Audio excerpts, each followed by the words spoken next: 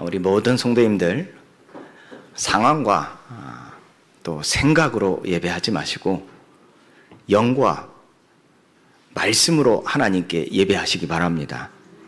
그러면 하나님은 여러분들의 상황에 맞게 필요에 따라 하나님은 은혜를 더하셔서 또 그 은혜를 주심이 후히 넘치게 주실 줄 믿습니다. 하나님은 영으로 함께 하셔서 곧 말씀으로 함께 하셔서 여러분들을 진리 가운데로 인도하실 줄 믿습니다. 오늘 이 예배가 하나님 영으로 충만한 예배요, 하나님의 말씀을 온전히 받는 예배가 되시기를 예수 그리스도의 이름으로 축원드립니다. 자, 오늘 말씀 제목입니다. 믿는 자에게 나음이 무엇이겠는가? 우리가 하나님을 믿지 않습니까? 그렇다면 우리가 이 세상 속에 살아가는 우리가 나음이 무엇이겠습니까? 무엇이 나을까요? 우리는 그렇다면 세상 속에서 무엇을 자랑하며 살아가고 있습니까? 여러분들 확신과 교만의 차이가 무엇이라고 생각하십니까? 어떻게 보면 저 사람은 확신을 가지고 있구나. 어떤 사람 보면 너무 교만해. 이렇게 보일 때가 있죠. 자, 그런데 우리가 그리스도 안에서 하나님을 믿는 자로서 확신을 가져야 됩니까? 교만해야 되겠습니까? 그것이 내 스스로 나를 인정하고 판단하기보다는 다른 사람에게 인정받아야 되지 않겠습니까? 저 사람은 확신이 있어. 근데 어떤 사람들은 볼 때 저 사람 너무 교만해. 이렇게 보일 수 있거든요. 근데 그 사람하고 대화를 해보면요, 지나가는 말을 하면 잘 모르겠습니다만 조금 시간을 두고 깊이 있게 대화를 하다 보면 느껴지는 게 있어요. 이 사람께 복음이 있구나. 이 사람이 정말 하나님을 믿고 있구나. 정말 하나님을 사랑하고 있구나. 이걸 느낄 수가 있습니다. 근데 이 삶을 살아가는 것을 보면요, 너무 교만해. 이렇게 보일 때 있거든요. 그런데 보면 정말 저 사람 확신이 있게 보여질 때도 있다니까요. 여러분들 이 차이가 무엇이라 여기십니까? 오늘 우리가 이걸 알 수 있는 질문을 우리가 서론에서 조금 보려고 하는 겁니다. 여러분들 한번요, 여러분 스스로에게 질문을 받아보세요. 내가 스스로 믿는 게 무엇입니까? 그러니까 나 스스로 믿는 게 무엇입니까? 하나님을 믿는다 하는 것을 두고 말하는 겁니다. 내 스스로 믿는 거. 특별함입니까? 유대인은요, 그 민족적인 특별함을 믿었다니까요. 다시 말해서 유대인들이요, 언약을 하나님께로부터 유일하게 받았어요. 그래서 그 언약을 받은 것에 대하여 믿음으로 여긴 겁니다. 이걸 자랑한 겁니다. 또 출애굽한 모든 이스라엘에게 하나님 모세를 통해 할례를 명하셨어요. 그때 그들은 이후에 역사적으로 계속 되어진 바가 무엇입니까? 할례의 행위입니다. 그래서 그들은 그 할례를 행함으로써 믿음에 대한 기준을 삼은 겁니다. 그래서 그 할례를 행한 것을 두고 믿음을 확인했다니까요. 그리고 또 유대인은요, 율법을 가지고 있지 않습니까? 율법.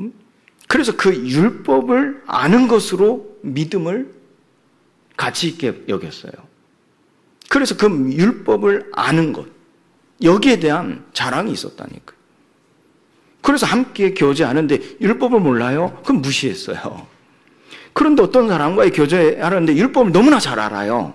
율법에 대해서 상세하게 얘기를 하고 또 가르치기도 한단 말이에요. 우러러봤어요. 존경을 표했다니까요. 자, 그런데요, 유대인이 이 세 가지 언약을 받았고요, 할례를 행했고요, 또한 율법을 알고 있어요. 이 세 가지에 대한 특별함을 가지고 자기의 믿음을 판단했어요. 또한 다른 사람의 믿음을 판단했어요. 그러다 보니까요, 교만하게 보일 수 있는 거예요. 그런데 본인들한테 물어보면요, 또 본인이 다른 사람과 깊은 교제 속에서 느끼는 바는 이 사람이 정말 하나님을 사랑하고 있구나를 알 수 있다니까요. 근데 어떤 면에서는 교만하게 보이는 거예요. 여러분들은 믿는 것이 언약을 받은 자, 이 복음을 알고 있는 것, 또 내가 이 그리스도를 전하고 있는 이 특별함을 믿고 있습니까? 자, 두 번째 질문요. 자, 이것이 나의 메시지가 되고 있어요. 그렇죠. 근데 메시지가 되고 있습니다. 그러면 나의 메시지, 이 복음을 통해서 내가 가진 메시지가 나 스스로를 가르치고 있냐 하는 겁니다. 내가 가진 메시지가 나를 가르치고 있는가? 여러분들 스스로에게 질문해 보세요. 또 하나는요, 전도가 심판을 면할 수 있는가? 전도가 심판을 면할 수 있는가? 여러분들 이 질문, 세 가지 질문입니다. 이 질문에 대한 답을 성경 속에서, 하나님 말씀에서 바르게 찾는다면 우리는 어느 누구에게나 확신 가진 자로 보여질 겁니다. 그런데 어떤 사람이 교만하게 보여진다면 이 질문에 대한 답이 내가 받은 복음에서 만들어진 메시지로 왜곡되어 있는 겁니다. 저는 이 질문을 하나님 앞에 하면서 회개했어요. 들리는 말에 목사님이 조금 냉정하다, 차갑다. 또 이걸 바꾸게 하면 교만한 거거든요. 이런 소리를 듣는 것을 두고 제가 하나님 앞에 회개했어요. 그렇다면 내가 이 질문에 대해 이 답을 정말로 성경 속에서 하나님 말씀에서 바르게 찾았는지, 또 그것에 대한 하나님의 역사하심이 나에게 있어 내가 그 역사하심을 온전히 받아내고 있는지, 곧 살아내고 있는지를 점검해 보니까 그렇지 않은 모습들이 너무 많이 보여지는 거예요. 회개했어요. 그러면서 하나님 앞에 또 간구했어요. 다른 사람들, 모든 사람이 나를 볼 때 교만하구나 이런 소리를 안 듣게 되기를. 우리 목사님은 정말 확신이 있구나. 저 목사님은 정말 확신이 있구나. 이런 소리를 듣기를 바랬어요. 하나님 앞에 기도했어요. 그 기도 속에는 이게 전제되어 있는 겁니다. 이 질문에 대한 답을 성경에서, 하나님 말씀에서 바르게 찾고 그것을 위하여 살아가는 삶을 말하는 것입니다. 이것이 전제되어 있는 겁니다. 바울은 이 부분에 대하여 유대인에 대하여 비판하고 판단하는 것이 아니라요, 이 유대인이 가지고 있는 속마음들 속에 있는 것을 표현해 본 겁니다. 그래서 이 단어적으로, 이 번역본에서 보면 단어적으로 이런 단어가 나옵니다. 표면적 유대인, 그리고 이면적 유대인, 이런 단어가 나옵니다. 그래서 이 표면적 유대인과 이 이면적 유대인, 하나님에게서 칭찬받는 할례가 무엇인지 이분에 대하여 생각하게 하고 답을 찾게 만들면서 모든 로마 교회, 유대인을 비롯한 이방인들이 로마 교회 안에 있는 그리스도인들입니다. 이들이 바른 답을 가지고 주변의 모든 사람에게서 교만한 자가 아니라 확신 있는 자로 서기를 바랬던 겁니다. 우리가 배우고 확신해야 될 말씀은요, 믿는 자에게 자랑할 것이 어디 있겠습니까? 나의 나음이 무엇이겠습니까? 여기에 대한 분명한 하나님의 말씀을 갖는 겁니다. 그 첫 번째로요, 나는 무엇을 의지하고 있는가를 점검해 보는 겁니다. 내가 무엇을 의지하고 있는가? 유대인처럼요, 택함 받은 백성이라는 명예로운 이름인가? 아니면 신의 산에서 이스라엘 민족이요, 율법을 받았잖아요. 율법을 가지고 있지 않습니까? 그리고 그 율법을 의지하여 심판받지 않고 율법을 의지하여 하나님의 축복을 받기를 원하며 살아가지 않았습니까? 이것처럼 그 율법을 의지하며, 이것은 복음을 가지고 있다는 사실, 복음을 가지고 있다는 사실, 그걸 의지하고 있는가? 또 하나는요, 하나님을 자랑하며 그랬어요. 지금 우리가 읽은 말씀에는 하나님을 자랑하며 라고 기록되어 있죠. 근데 NIV 성경 영어 번역본에는 하나님과의 관계를 자랑하며 라고 번역되어 있습니다.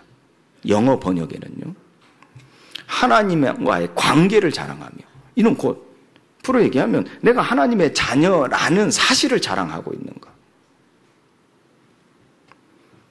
이 세 가지 질문을 통해서 바울은 유대인들의 속마음을 드러내는 겁니다.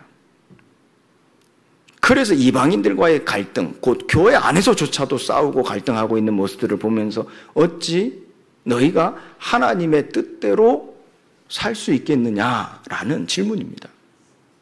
그리고 깨닫게 하는 것이고 또 돌이키는 것이죠. 그래서 하나님은 로마 교회 이들로 하여금 믿지 아니하는 자들에게 하나님의 뜻을 이루시는 하나님의 역사하신 방법들을 알게 하는 그 마음이, 그 계획이 이 서신을 통하여서 묻어 나오는 것이죠. 이 말씀을 가지고요, 내 스스로에게 질문해 보는 겁니다. 나는 무엇을 의지하고 있는가? 오늘 말씀 우리가 9절 한 절 말씀을 읽었지만은요, 이번 한 주간 로마서 2장 17절부터 3장 18절까지 본문을 가지고 여러분들이 계속해서 말씀을 읽고 묵상해 보시기 바랍니다. 오늘 말씀은, 오늘 설교는 2장 17절부터 3장 18절까지의 본문에서 나오는 설교라는 얘기입니다. 여기다 본문에서 바울은요, 하나님을 독점하고 있다라고 생각하는 유대인들의 자만심, 그리고 자신들에게만 진리가 있다.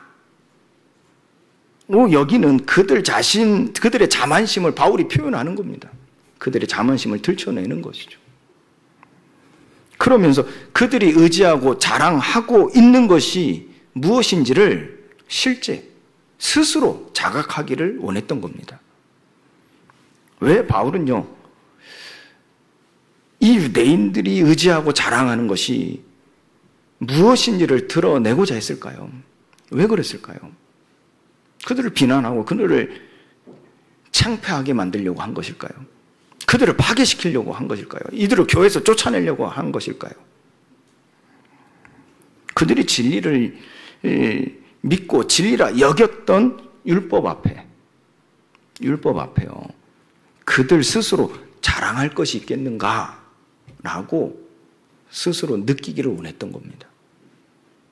그들이 할례를 자랑하는 것이 무엇을 자랑하는 것인지를 바로 알게 하기 위함이었습니다.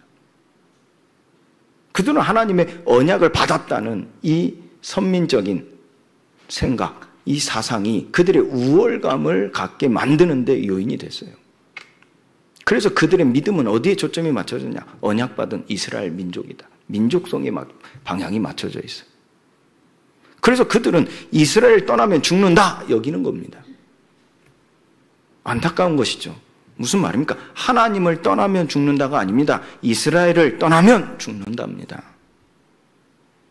그리고 그들의 행위로서의 할례로 말미암아 그들이 하나님이 나를 사랑하시고 나를 축복하신다 여겨졌던 겁니다. 그래서 할례를 받지 아니하면 그들은 하나님의 축복, 하나님의 사랑에서 제외된다라고 여겼던 겁니다. 또 이걸 뒤집어 얘기하면요, 우리가 살아가면서 맞이하게 될 모든 재앙, 어려움, 그 모든 문제는 우리가 할례를 받음으로써 면할 수 있다라고 믿는 겁니다. 그래서 할례를 받는 것을 자랑하는 데 있어서 그들의 마음속에는 어떤 사상이 내면되어 있냐면요, 우리는 하나님 축복받는 사람이야, 우리는 하나님의 은혜를 입는 사람들이야, 너희와 우리는 수준이 달라, 이 사상이 내면되어 있어요. 내포되어 있어요.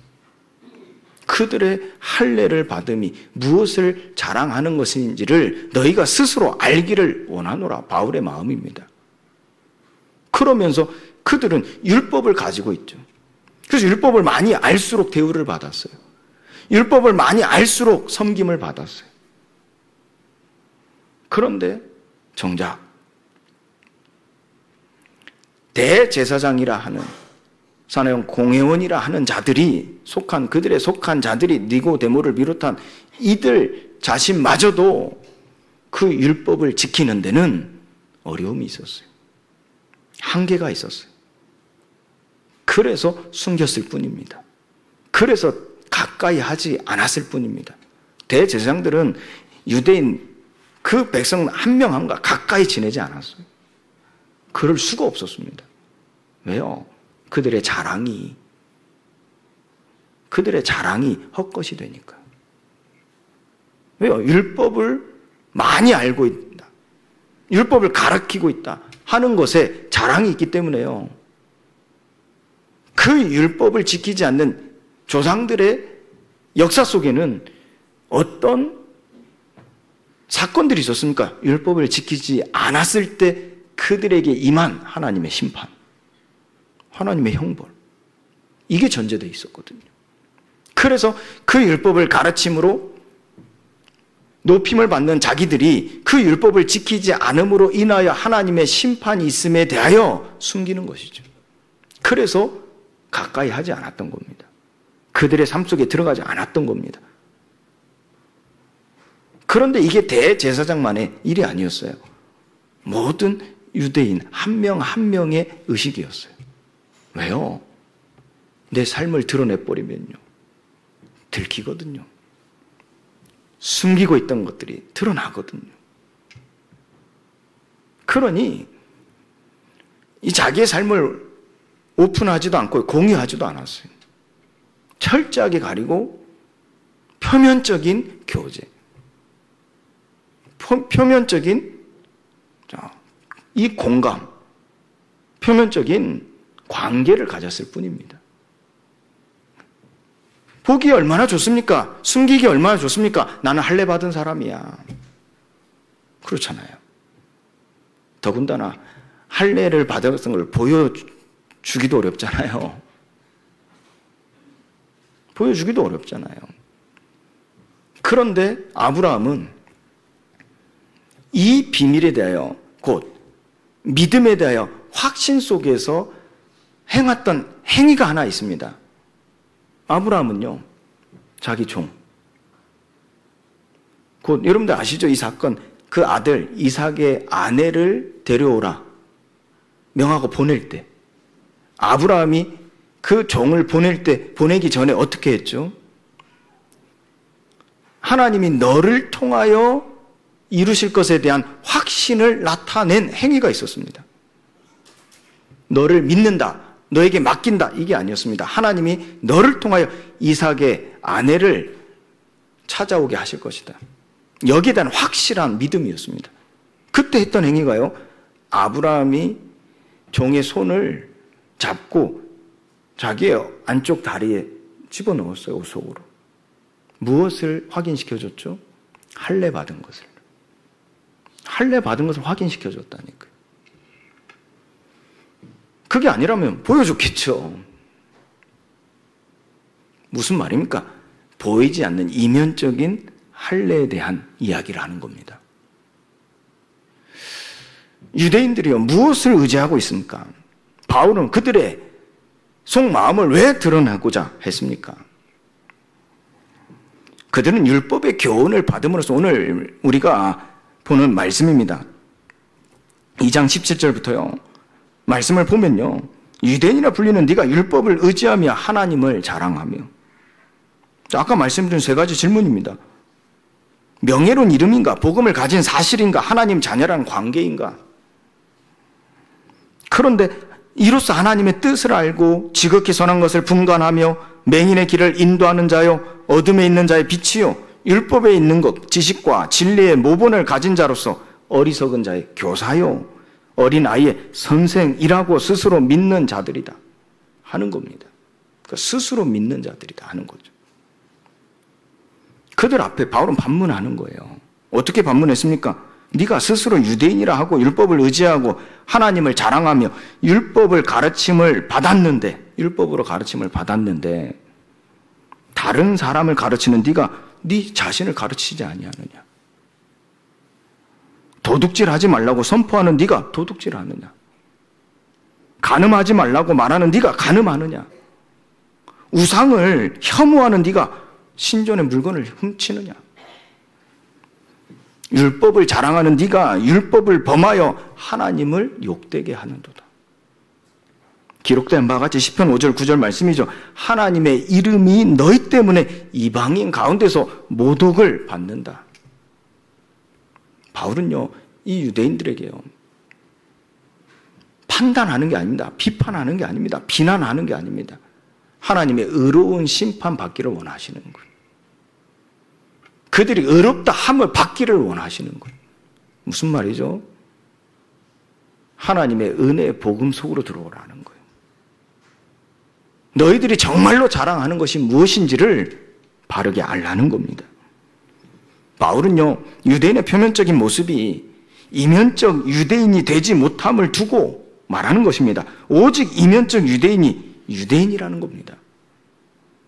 할례는 몸으로 행함으로 끝나는 것이 아닌 진정한 할례는 마음에 하는 것이라 그랬어요. 이는 무엇을 의미합니까? 영에 있다는 말이에요. 율법의 조문에 있지 아니할 것을 밝히는 겁니다. 이는 곧 그 칭찬이 사람에게서가 아니라 그 칭찬이 하나님에게서 나온다는 말이에요. 유대인들이 할례를 받고도요, 율법을 범한다면 그 할례가 무슨 소용이 있겠습니까? 제 말이 아니죠. 오늘 말씀 읽어보세요. 무할례자가 율법의 규례를 지키면 그 무할례를 할례와 같이 여길 것이다 그랬어요. 유대인들은 이 말에 펄쩍 뛰는 겁니다. 왜 그럴까요? 아니, 할례 받지 못한 자가 어찌 하나님에게 칭찬을 받을 수 있냐? 할례 받지 아니한 너희들이 어찌 하나님의 언약의 백성이냐? 어찌 하나님과의 관계라 말할 수 있겠냐? 얘기하는 겁니다. 그런데 도리어 바울은 그들에게 반문하는 거예요. 할례를 받고도 율법을 범한다면 그 할례가 무할례가 되느니라. 또한 무할례자가 율법을 온전히 지키면 율법 전문과 할례를 가지고 율법을 범하는 유대인을 정죄할 것이다 그랬어요. 여러분들, 지금 왜 이 사회에 많은 사람들이 곧 믿지 아니하는 자들이 교회를 비판할까요? 믿지 아니하는 자들이 오늘날 왜 나를 정죄할까요? 교회 안에서조차도 왜 많은 사람들이 교인들을 판단하고 비판할까요? 마음의 할례를 받지 못해서 그렇습니다. 이는 우리에게 해당되는 얘기죠. 여기 앉아 계신 대부분의 우리 성도님들은 다 세례를 받으셨을 겁니다. 근데 그 세례를 할례와 같이 여기는 겁니다. 몸의 할례. 이 시간 나와서 무릎 꿇고 앉아있거나 머리를 대주면 목사가 집례자죠. 물에 장로님이 딱 받들고 있으면 성부와 성자와 성령의 이름으로 세례를 주노라. 그 세례 행위, 그 세례만 몸으로 받았을 뿐입니다. 그런데 세례는 마음의 할례라 그랬어요. 마음의 세례라 그랬어요. 이는 영이라 그랬어요. 우리가 이게 되어지지 않으면 아무리 세례 받았다 할지라도, 우리가 아무리 복음을 가지고 있다 할지라도, 우리가 아무리 하나님의 자녀라 할지라도 불신자들의, 저 믿지 아니하는 자들의 정죄를 받을 수밖에 없는 겁니다. 그럴 수밖에 없겠죠. 그런데 결국 무엇을 말하는 겁니까? 우리는 그것을 자랑하고 있지 않습니까? 우리가 복음 전달할 때, 전도할 때 우리가 무엇을 자랑하고 있습니까? 하나님을 자랑하는데 그 하나님을 자랑하는 것이 결국은 나는 예수 믿고 구원받은 자야. 예수 믿는 나에게 하나님이 영원히 함께 하시면 나를 축복하셔. 나는 마귀의 자녀에서 벗어나 하나님 자녀가 되어졌어. 너도 하나님 자녀가 될래? 너도 이 은혜 속에 들어올래? 하나님이 택함 받은 자로 하나님이 너를 부르시기에 너도 이 택함을 받을래? 초청하는 것이 결국 무엇을 의지하는 겁니까? 그렇게 말했던 우리가 정작 우리의 삶 속에서 자녀 문제가 생기고 돈 문제가 생기고 건강 문제가 생기면 하나님을 원망하고 믿지 아니하고 예배드리지 아니하고 기도하지 아니하고 불신앙에 빠져 시험에 들고 있는 모습을 보일 때가 많습니다. 그런 모습을 보고 나를 통하여 인도받은 교회에 인도받은 그 신자는요 또 시험이 들겠죠. 나를 인도한 저 사람이 그렇게 붙잡았던 믿음, 저렇게 자랑했던 복음이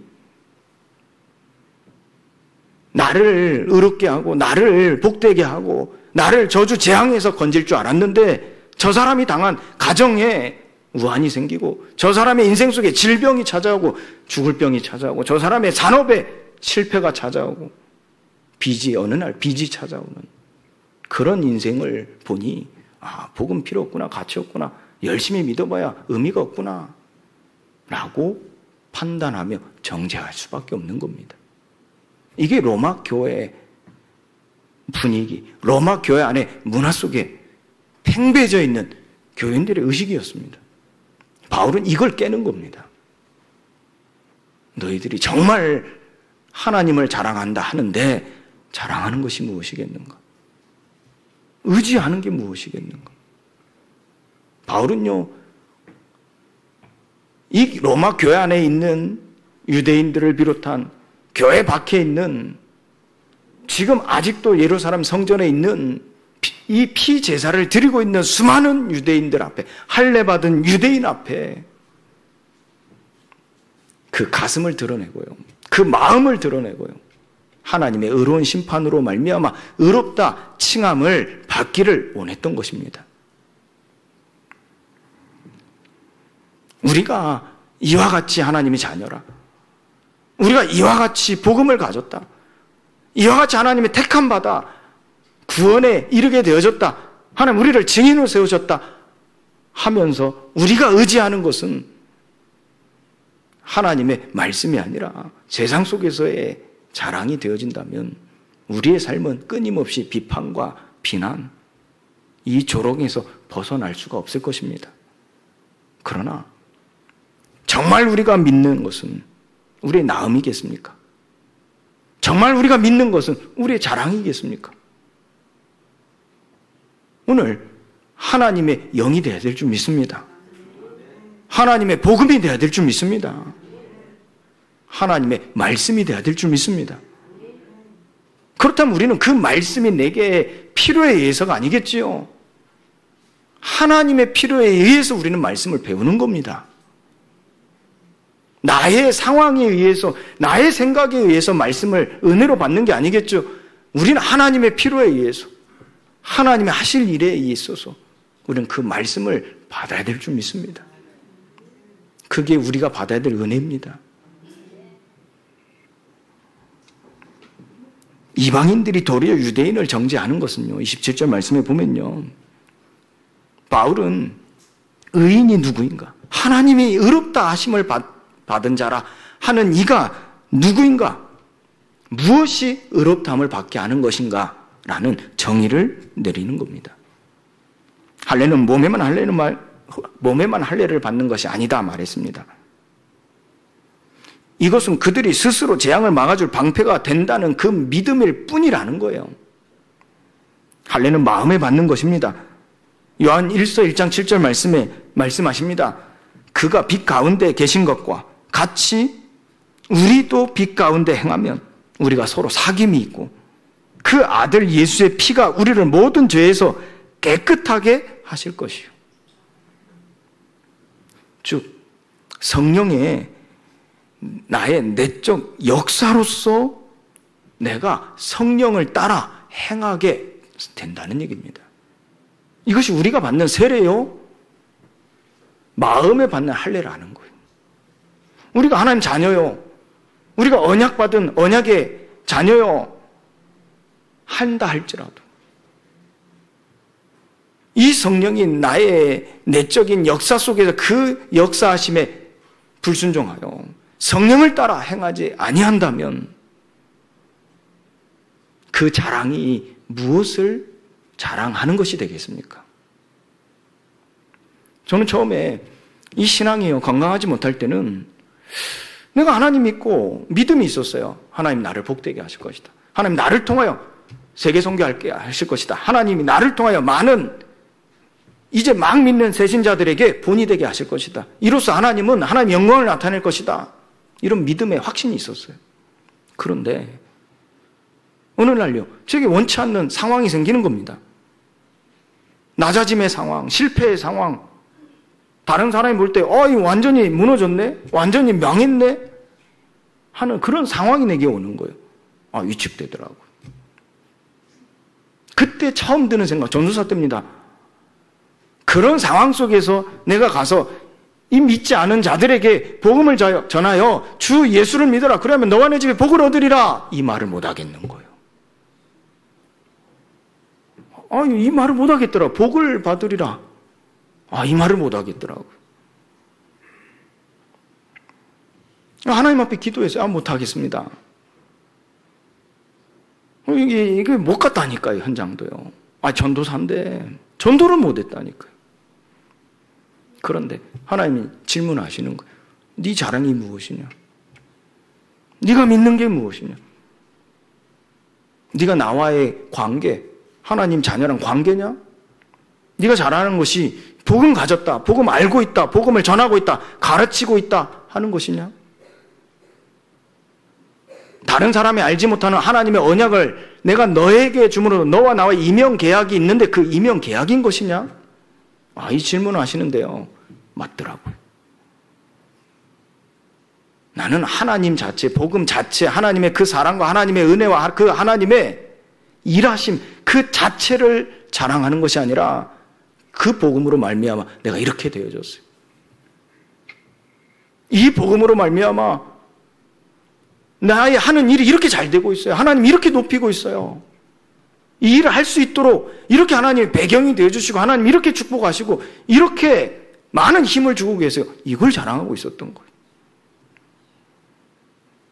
하나님 앞에 정말로 회개했어요. 그리고 거침없이 담대하게 복음을 전하는데요. 지난주 잠깐 말씀드렸죠. 이혼 가정에 있는 사람들이 복음 때문에 하나 되어지고 다시 화목하게 되어지고요. 삶에 완전히 무너져서 죽겠다 하는 사람이요. 복음 그 말씀 자체 하나만으로요. 완전히 삶의 소망을 얻게 되어지고요. 하나님 보여주시는 거예요. 네가 이걸 의지하는 것이라. 너의 믿음은 이거다. 복음 자체다. 저는 이해를 못한 거예요. 어느 날 저희 가정에 자녀들에게 문제가 오는 거예요. 또 가정생활에 문제가 오는 거예요. 말을 못했어요. 밖에서는요, 복음을 전하고 다니니까요, 살아나잖아요. 힘을 얻잖아요. 그러니까 얼마나 그 은혜 감사하여 섬겨줍니까? 높여줍니까? 얼마나 대접해줍니까? 가면 환대해줍니까? 그런데 집에 돌아가면요, 너무 힘든 거예요. 집에 돌아가는 이런 상황, 현실, 분위기, 내 마음의 상태는 너무나 어두운 거예요. 저희 가족들이 잘못했다가 아니라 제 마음의 상태가요. 그러니까 이 세상 속에 나가서 복음 전하는 그곳이 너무나 기뻤어요. 너무나 행복했어요. 왜요? 집에 가면 어두움인데 현장 가면 천국이니까요. 집에 가면 어둠인데 현장 가서 복음 전하면요 얼마나 기쁨이요 행복이요 높여주고 섬겨주고 환대해주고. 집에 가면 아이 어릴 때고요 경제적으로나 뭐 여러 가지 상황적으로 어려울 때니까요. 또 어린 아이를 키우고 있다 보니까요 혼자 그걸 힘겹게 살아내는 저희 집사람이요. 제가 와면 같이 그 일을 해야 되는데 저는 집에 가서 그렇게 성경을 받다 집에 가서 또 그 종이 되려니까 못 하겠는 거예요. 악하죠, 제가. 밖에 나가면요, 대접해 주잖아요. 환대해 주고. 집에 가면요, 왔어도 아니에요. 집에 가면 일거리 이만큼 있어요. 그 갓난아이 키우고 또 둘째 아이도 뱃속에 임신은 얼마나 할 일이 많아요. 저는 아침 새벽에 나가가지고 밤 11시, 12시에 들어온다니까요. 그럼 밖에서 좋은 거 먹고 말씀 전하고 사람들한테 환대받고 섬김받고 얼마나 좋습니까? 집에 가면 얼마나 이게 싫겠어요. 집에 가기 싫더라니까. 얼마나 악합니까? 그런데요, 계속해서 가정에 문제가 생기고 경제적 문제, 자녀 문제, 건강의 문제, 또 관계 문제, 이런 속에서 너무나 힘드니까요, 가서 복음을 말하기가요 부끄럽더라고요.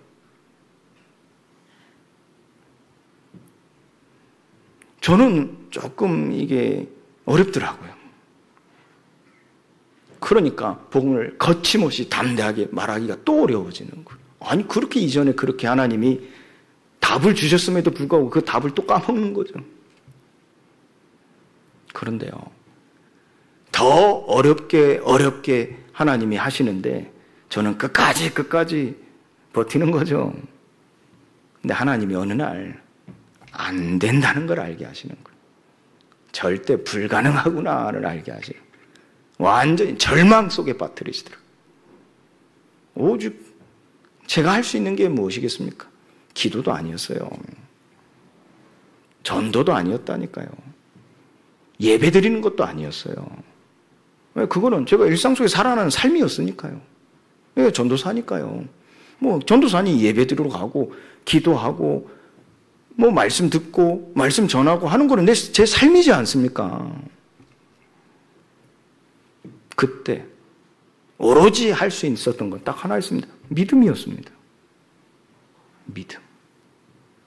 완전한 절망 속에 빠지니까요, 할 수 있는 거 하나, 믿음이었다니까요.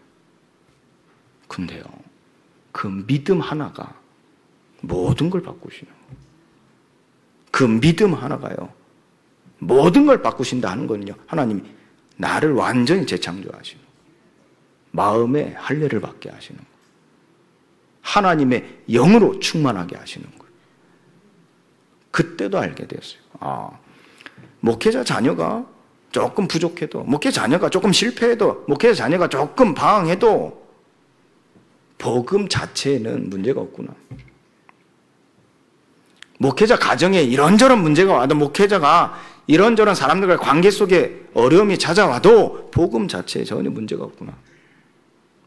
다만 문제가 올 수 있는 원인은 나구나.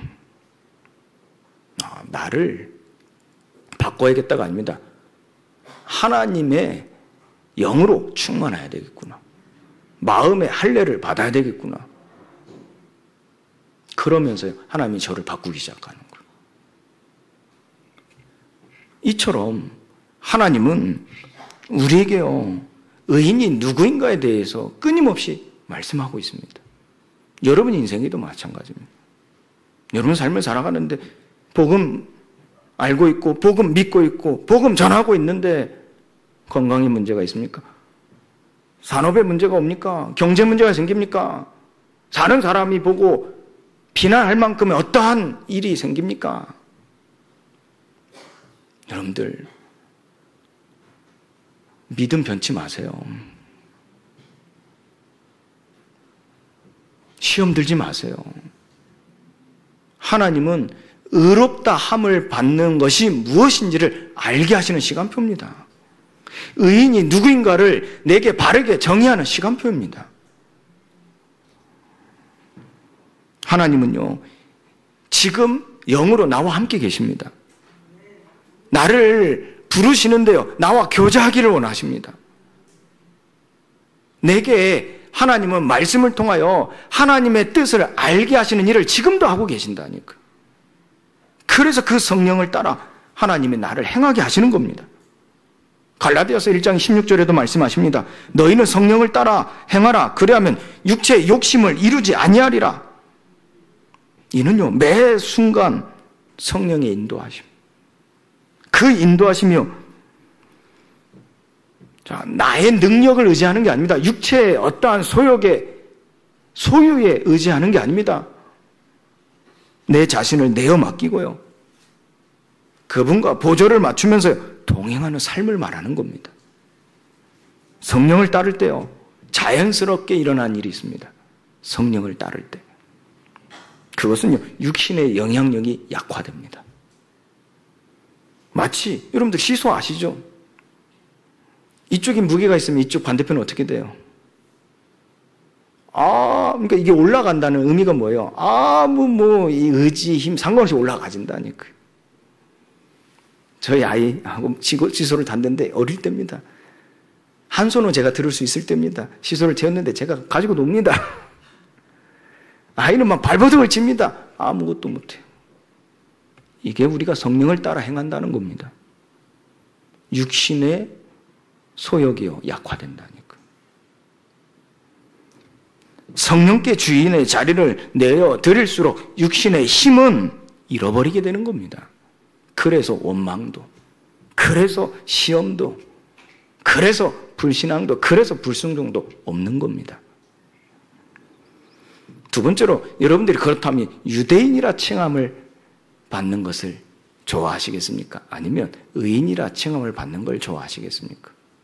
우리가 의인이라는 정의를 바르게 내린다면, 유대인이 가진 것, 지금도 사실 정치, 경제, 사회, 문화, 이 유대인의 영향력은 말할 수 없습니다. 말할 수 없이 큽니다.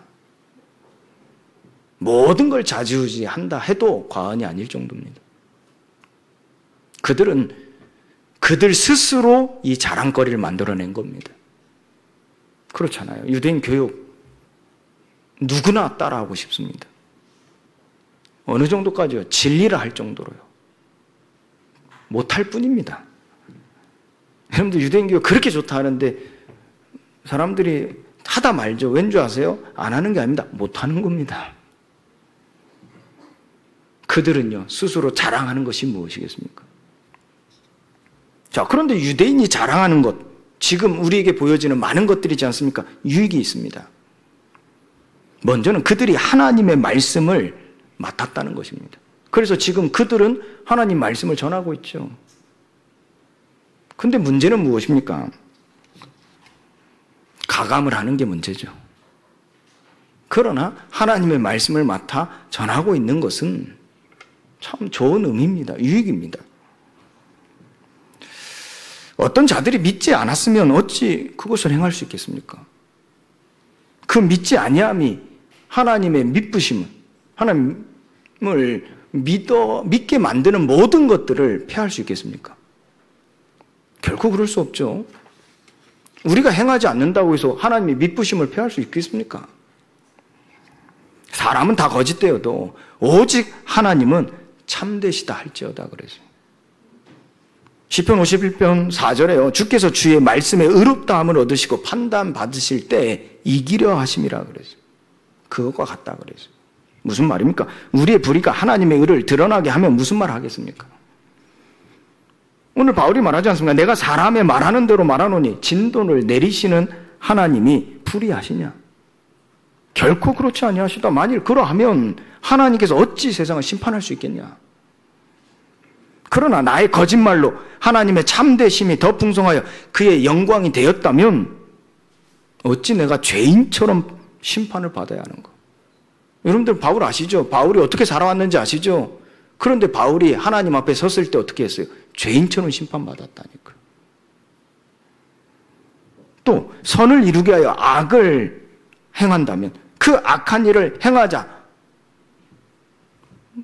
말하지 않겠습니까? 왜요? 선을 이루기 위해서라면 그 악한 일도 하나님이 인정해 주신다면 우리가 악한 일을 하자 말하지 않겠습니까? 그런데 그걸 비난하지 않습니까? 그걸 비방하지 않습니까? 그들이 정죄를 받는 것이 마땅하다 그랬어요.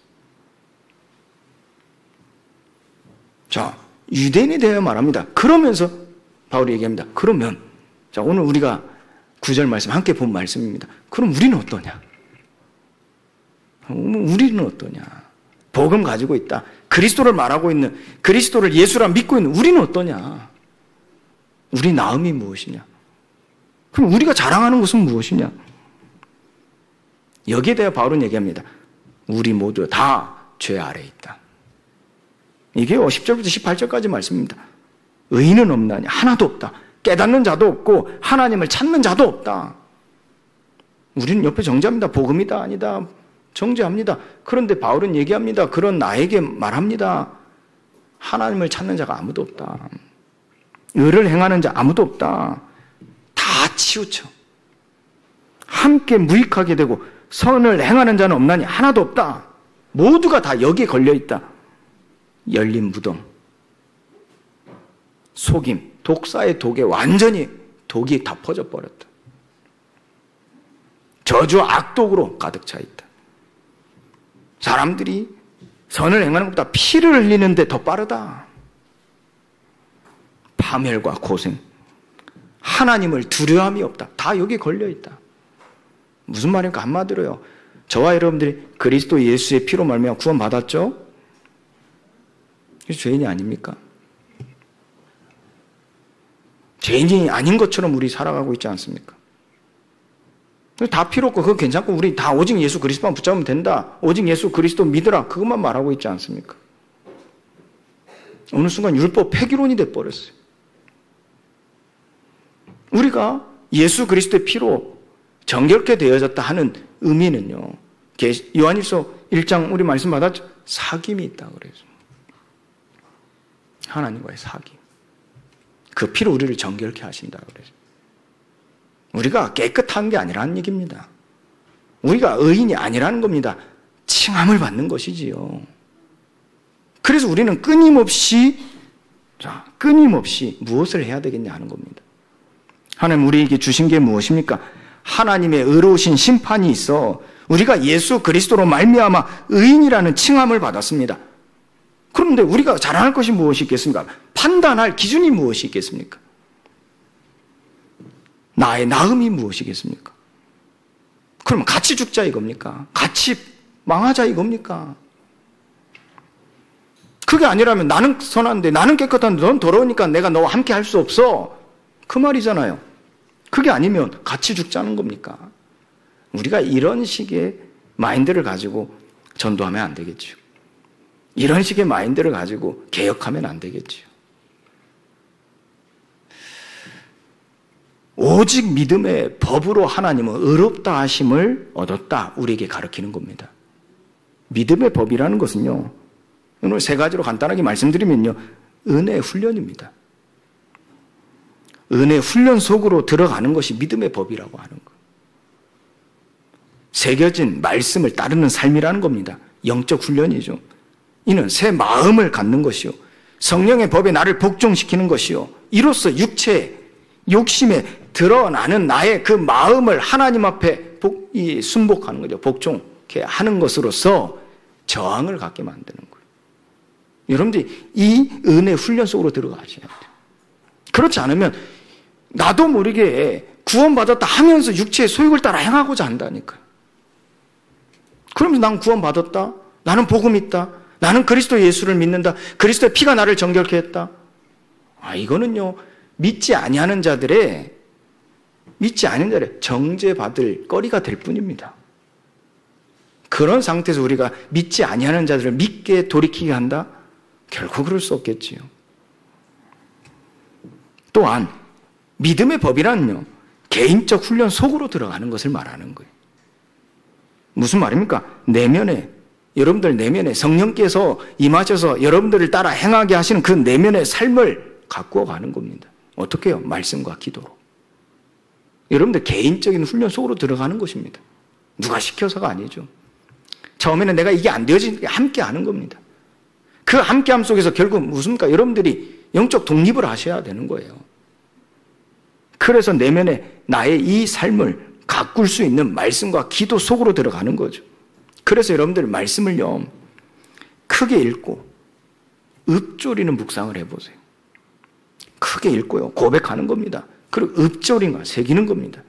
주인의 자리를 내어드리는 겁니다. 그래서 머리에서 마음으로 옮겨지는 거예요.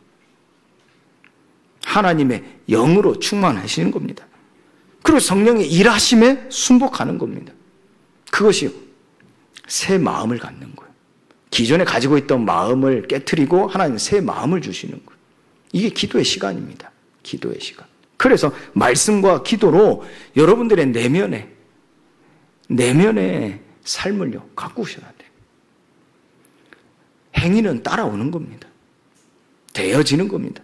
여러분들은 먼저 내면의 삶을 가꾸셔야 돼요.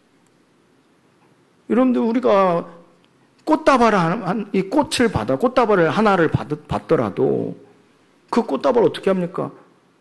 그냥 받자마자 버려버립니까? 그 마음을 받는 거, 그 마음을 가슴에 새기기도 하면서 그 꽃을 귀하게 여기지 않습니까? 어차피 죽은 꽃 아닙니까? 그런데도 불구하고 여러분들 꽃병에다가 담고 어떻게든 또 살려보겠다고 물을 담고, 이게 맞는 정보는 모르겠습니다만은 10원짜리 동전 하나 넣기도 하고, 맞는지는 모르겠습니다만 그래도 어찌됐든 끝까지 오랫동안 이 아름다움을 지켜내려고 힘쓰지 않습니까? 이처럼 우리가요, 내면의 삶이 먼저 가꾸어지면요, 우리의 몸은요, 변화됩니다.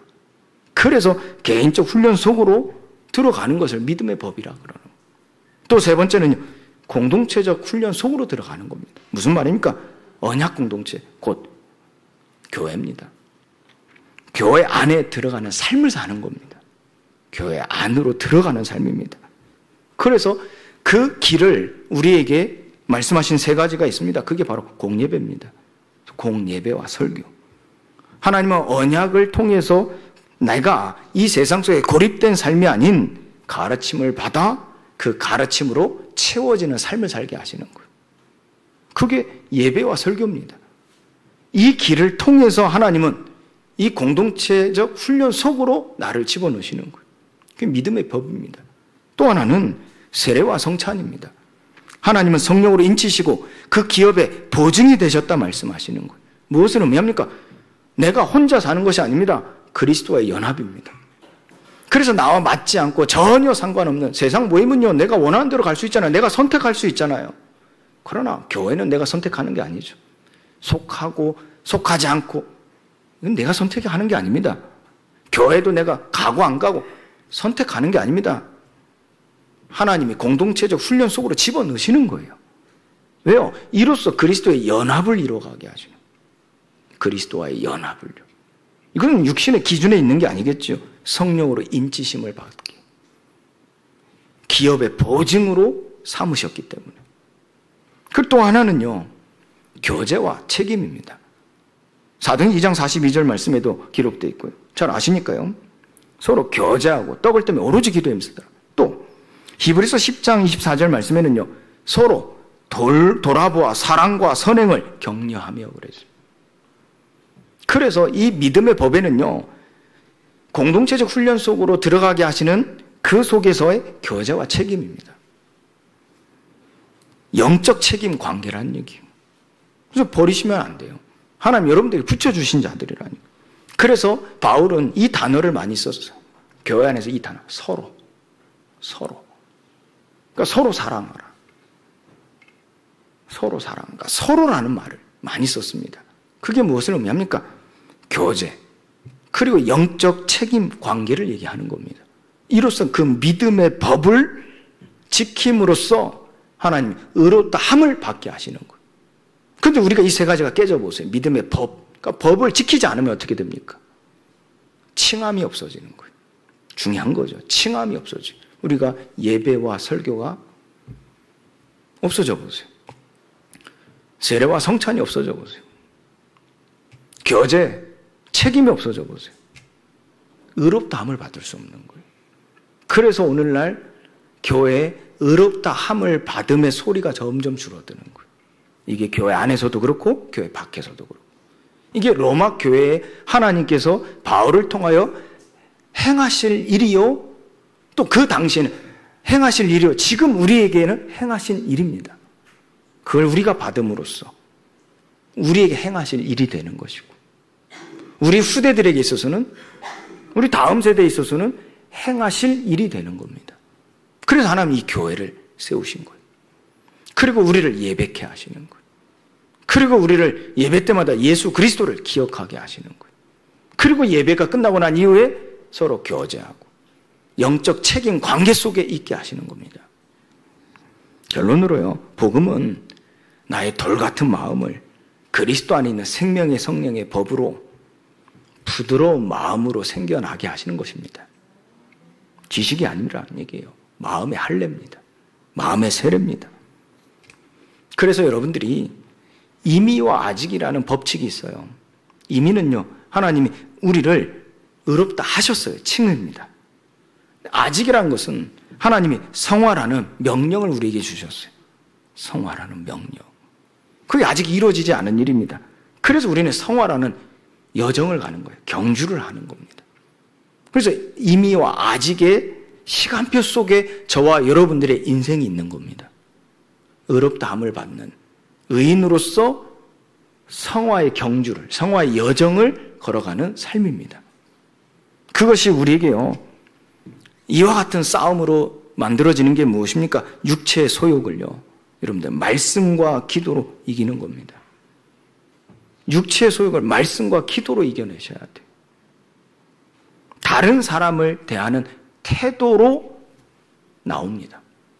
여러분들이 육체의 소욕을 이기지 못하게 되어지면 다른 사람을 대하는 태도가 의롭지 못해요. 그럴 수밖에 없습니다. 그런데 여러분들 육체의 소욕을 말씀과 기도로 이겨내시면 다른 사람을 대하는 태도가 완전히 달라져요. 어떻게 해요? 예수님의 사랑. 예수님의 사랑으로 태도가 달라져요. 무슨 말이죠? 나는 없어요. 오직 언약만 있어요. 다른 사람에 대한 태도가 달라진다니까. 정죄하는 망치, 그걸 버리게 되고요, 사랑의 법으로 묶여지는 겁니다. 그래서 우리가 육체 소욕을 따라 행하지 않도록 싸우는 거예요. 이게 성화의 명령이 하나님의 이유입니다. 성화의 경주를 하는 겁니다. 그런데 마라톤 선수가요, 편하게 합니까? 그렇지 않잖아요. 마라톤 선수가 그 경주를 편하게 하냐고요. 절대 그렇지 않습니다. 싸웁니다. 달려갈 길, 내게 주어진 그 경주를 마치려 함에 싸운다니까요. 그래서 바울도요, 내게 주어진 그 경주를 마치려 하면은 부족함이, 부끄러움이 없다 그랬어요. 열심히 싸웠다는 겁니다. 그것이 바울의 삶 속에서 다른 사람과의 관계의 태도로 나오는 거예요. 그래서 늘 바울을 볼 때는요, 비판이 아니었어요. 확신이었습니다. 확신. 탕감받은 종의 비유 아시죠? 인자하심과 용납하심과 오래 참으심. 이로써 하나님은 우리를 사랑하심, 그 사랑하심을 나타내시는 거예요. 근데 이 탕감받은 종이 자기는 탕감받아 놓고 다른 사람을 놓고 비판하고, 정죄해 보세요. 그것이 오늘 저와 여러분들의 삶이지 않았나 싶습니다. 하나님은 오늘 우리에게 말씀하십니다. 복음의 능력이 무엇이냐? 오늘 우리는 이 복음의 능력을 의지해야 될 줄 믿습니다. 오늘 우리는 이 복음의 능력을 자랑해야 될 줄 믿습니다. 그래서 바울은 우리 1장에서 보았죠. 이 복음을 부끄러워하지 아니한다 그랬습니다. 우리를 구원하시는 구원의 능력이 되기 때문입니다. 소망 가운데서 일어서기를 주미로 축원드립니다. 빌립보서 1장 6절 말씀처럼 우리 안에 착한 일을 시작하시니까 그리스도의 날까지 이루실 줄 우리는 확신하노라. 소망 가운데서 다시 일어서는 우리 모든 사랑의 빛 가족들 되시기를 예수 그리스도의 이름으로 축원드립니다. 하나님 감사합니다. 이 복음으로 말미암아 나의 돌 같은 마음이 부드러운 마음으로 재창조되어지는 은혜가 있게 하여 주옵소서. 오직 생명의 성령의 법으로 이제 우리가 하나 되어 그 안에서 영적 책임을 지는 관계로서 교제하고 떡을 떼며 오로지 기도에 임서 하나님의 복음이 믿지 아니하는 많은 사람들에게 전달되어 모두가 의롭게 함을 받아 하나님의 영광이 되게 하옵시고 또한 함께 그 기쁨이 우리 안에서 있게 하여 주옵소서. 예수 그리스도의 이름으로 기도합니다. 아멘.